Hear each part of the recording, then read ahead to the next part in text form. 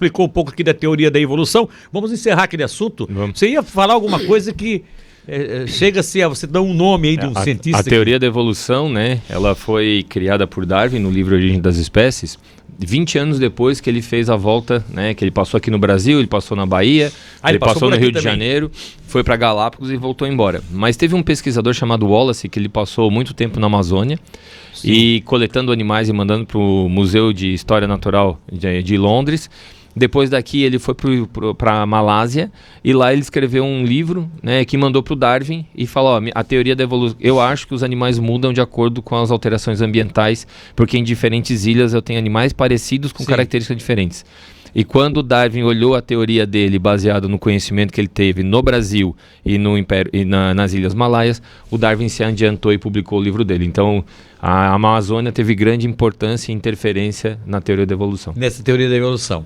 Aí nós estávamos aqui também comentando, e você vinha ouvindo eu comentar com o Cauã mais cedo sobre essa rixa que existe entre argentinos e mexicanos, que foi para o futebol agora. Isso. Mas isso não é a origem do futebol, né? É junto com o futebol, né? A Argentina e México, eles andaram tendo algumas divergências em jogos de futebol nas últimas Copas, nos últimos encontros em campeonatos.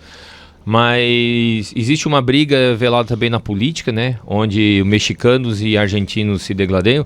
A gente tem que lembrar que nós brasileiros, a gente fala português e a gente não faz força nenhuma para aprender o espanhol. Os outros países das Américas, né?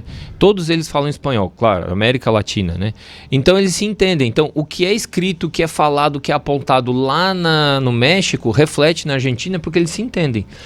Então existem... Além de se entenderem, eles se interessam, né? Então assim, existe uma grande discussão entre esses países. E alguns telejornais, né?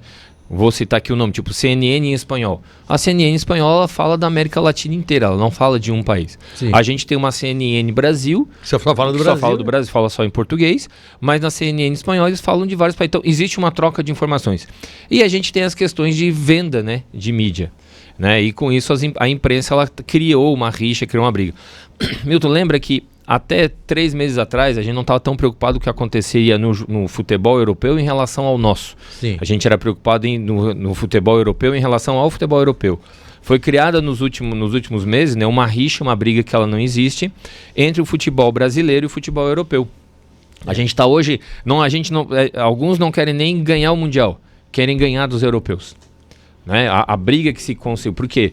Porque quando eu me preocupo que o meu time joga bem, isso é autoestima. Eu fico feliz, eu fico contente. Ainda mais eu como flamenguista que apanhei por muitos anos. Quando eu me preocupo que o meu time tem que ser melhor com o outro, eu tenho problema. Eu tenho problema de autoestima, né? É grupo de WhatsApp que tem eu sou arrogante. É o grupo de WhatsApp que sempre tem um chato. Ah, porque meu time é isso. Quando o time perde, não fala nada. Quando o time ganha, enche o saco. Já tem até vou nomear um aqui agora. Não precisa nem nomear. Não vai por aí que eu vou falar algumas coisas. Então, esse cara, ele tá ou com problema no emprego, ou ele tem problema de família, ou ele tem o pinto pequeno. Porque esse cara, ele vem encher o saco dos outros porque ele tem problema. Gostei dessa. Então, assim, a minha falha, a minha dificuldade, o meu problema, eu consigo mostrar que eu sou melhor porque o clube de futebol pro qual eu tenho respeito e carinho consegue ganhar uma partida. Eu fico mais feliz com a derrota do outro do que com a minha vitória. É mesmo. Isso são pessoas que têm problema. Cara, vai fazer terapia, para de encher o saco no grupo de WhatsApp. A gente tem que começar assim, eu tô feliz com o meu time de futebol. Eu sou flamenguista. Eu vou ficar feliz até onde ele for. E isso não vai mudar. Qual é uma outra diferença? Os jogadores que estão na maioria dos clubes de futebol, como por exemplo o Flamengo, nós temos jogadores da base. Então o William, que fez o gol, é claro que ele vai feliz. Porque o sonho dele era jogar com a camisa do profissional. O que acontece na Europa? Os caras às vezes são... O William é aquele menino que já fez 2 gols lá, né? Wallace, né? É Wallace. Fez 2 gols, né? Wallace, isso. Então, é um rapaz da base, né? Quando a gente vê o depoimento do Wesley, que jogou aqui em Tubarão, que ele tentou o Figueirense, não conseguiu, estava no Tubarão, não estava conseguindo, foi chamado aos 47 do segundo tempo para participar de alguns jogos. Então, aquele moleque que teve uma segunda chance e o fato de ter ido para o Flamengo foi o que levou a segunda chance, ele vai jogar com sangue até o último minuto. O jogador de futebol na Europa, ele joga preocupado com as férias, ele joga preocupado com o retorno do campeonato, ele tem um amor diferente pelo seu clube. Sim. Então, a dedicação dele no campeonato é diferente. E no momento como esse, que seriam as férias, eles não estão... Eles talvez tenham com menos empenho, o que está tudo bem. É a mesma coisa quando... Eles estão cansados também, eles terminaram uma temporada, né? Aí fico aqui comparando, dizendo, os nossos jornalistas aqui, os entendidos, ficam comparando, dizendo, mas nós também estamos, né? Mas, Milton, os nossos jogadores jogaram muito mais partidas de futebol. O que eu falo é assim, exatamente. Eu ter um funcionário que cumpre das 8 às 6 e eu ter um funcionário que trabalha das 8 às 6. O funcionário que cumpre é aquele que fica feliz quando passa 10 minutos no banheiro e não trabalhou. O funcionário que cumpre é aquele que fica feliz no dia que tem um feriado que não precisa trabalhar. O funcionário que cumpre é aquele que fica feliz quando não tem nada para trabalhar, para fazer, mesmo que o patrão está perdendo dinheiro. O funcionário que trabalha é aquele que não vê o dia de chegar segunda-feira para voltar a trabalhar. Às vezes enrola um pouquinho no horário do almoço para terminar um serviço para poder entregar antes, não para o patrão, mas para o cliente. É aquele que fica frustrado porque sexta-feira não conseguiu trabalhar, mas já sabe que na segunda-feira ele vai estar lá 8 horas. Então, esse funcionário que trabalha é diferente do funcionário que cumpre. E aí tu acha que essa é a diferença do nosso jogador que sai aqui da base, que vai lutar, ganhar a vida, daquele que nasce na Europa ou que é criado no... O jogador brasileiro que está no meio do campeonato extremamente atribulado e está dando sangue, alguns estão pensando numa vitrine para a Europa, beleza, alguns estão tendo a oportunidade de jogar com o Messi. Então significa o quê? Da tua concepção? É natural que haja um esforço maior dos nossos times no sentido de se destacarem numa competição como essa, que é uma vitrine mundial, né? Mas assim, não significa que eles já são melhores do que os outros times. Mas não importa. Aí o X da questão é esse. Nunca importou se eles são melhores ou são piores. É o meu time. Mas tem gente que se importa, que quer ganhar o time de lá. Mas aí é que tá. Vai se tratar. O problema não é o meu time de futebol, porque no final das contas é só entretenimento, é só futebol. Eu me preocupo com o meu time de futebol, eu brigo, mas eu não consigo brigar para o meu imposto ser direcionado para uma instituição que ajuda crianças carentes. Vai tratar, tá com problema. É só futebol. O que demonstra esse poderio econômico? O que me assusta? O poderio econômico desse time de futebol vem do petróleo. Né? Muitos times de futebol têm Emirates. Eu sei o que tu vais dizer e peço para as pessoas reflitam o que o professor vai dizer agora com relação a essa questão de onde vem esse poderio econômico que os grandes times da Europa estão tendo hoje. Vem do Emirates, vem dos Emirados Árabes, do Catar, da Arábia Saudita. PSG é de um príncipe daquele lá, né? Na verdade é de um amigo, não é nem de um príncipe, é de um amigo do príncipe. Tá, amigo do príncipe, tá. Só os outros times aí, o Manchester City, o Chelsea era do petróleo da Rússia.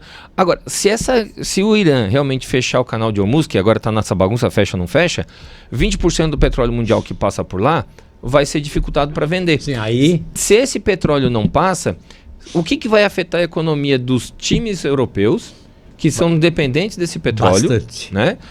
E isso o que vai impactar nesses times europeus de comprar novos jogadores ou não. Porque é muito fácil eu ter petrodólar e ter um jogador de 5 milhões. 5 milhões é troco de bala. É o dinheiro da pinga. Para eles. Para eles. E para nós, um jogador de 5 milhões é muito caro. Então, assim, essa divergência que existe nos salários, eu acho que o salário do Guardiola é 150 milhões, eu acho que eu vi. Uma coisa assim. Então, imagina esse tipo de salário para um técnico brasileiro, para um jogador brasileiro, é diferente. Então, se essa guerra do Irã e Israel perdurar e continuar alguns outros conflitos, então isso vai impactar diretamente na economia deles. Então, e é o que acontece. Nós temos alguns jogadores brasileiros que jogam nesses clubes. Exato. E ajudam as suas famílias. Né? A gente tem jogador brasileiro, o próprio Jorginho que está no Flamengo hoje, jogou muitos anos no Chelsea, quando o dono era do petróleo russo, e ele ajudou a sua família em Imbituba, ele trouxe dividendos, e até hoje as pessoas batiam no peito, né? Um atleta de Imbituba que joga na seleção italiana, um atleta de Imbituba que joga no time do Flamengo, mas ele se criou, ele se desenvolveu, não foi com dinheiro nosso. Foi com o dinheiro do petróleo. Sim. Que pagava o salário dele corretamente. Exato. Então, o futebol ele é mais uma amostra da economia. A gente está brigando por coisas erradas. Ao invés de eu ficar feliz que um time ganha, eu vou para a internet comemorar o que um time perde.